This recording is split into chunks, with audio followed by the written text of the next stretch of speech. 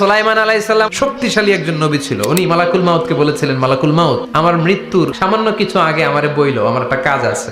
মালাকুল মাউত মৃত্যুর কিছু সময় আগে এসে বলল, সুলাইমান, টাইম ইজ আপ, সময় শেষ, অল্প কিছু সময় বাকি, কি করবেন করেন। সাইয়েদনা সুলাইমান জিনদেরকে ডাকলো, ও জিনেরা, বিশাল একটা প্রজেক্ট আছে, প্রজেক্টে কাজ শুরু করো। আর কিছু জিনকে বলল, চারদিকে গ্লাস ফিটিং করা একটা রুম বানাও। সাইয়েদনা সুলাইমান আলাইহিস সালাম গ্লাস ফিটিং করা রুমের ভেতরে ঢুকলেন। এই রুমে ঢুকার দরজা নাই, হাতে একটা লাঠি নিলেন। কি নিলেন? লাঠির মধ্যে ভর করে দাঁড়িয়ে রইলেন আর জিনদের দিকে তাকিয়ে রইলেন। জিনেরা এত বদমাশ ছিল, সাইয়েদনা সুলাইমান দাঁড়িয়ে না থাকলে কাজ করতো না। সুলাইমান আলাইহিস সালাম লাঠির মধ্যে ভর দিয়ে দাঁড়িয়ে রইলেন আর বললেন, কাজ করো। জিনেরাও কাজ শুরু করলো। ওদিকে মালাকুল মাউত এসে বলে, ও সুলাইমান, সময় তো শেষ। সুলাইমান বলে, সমস্যা নাই, রূহ কবজ করেন।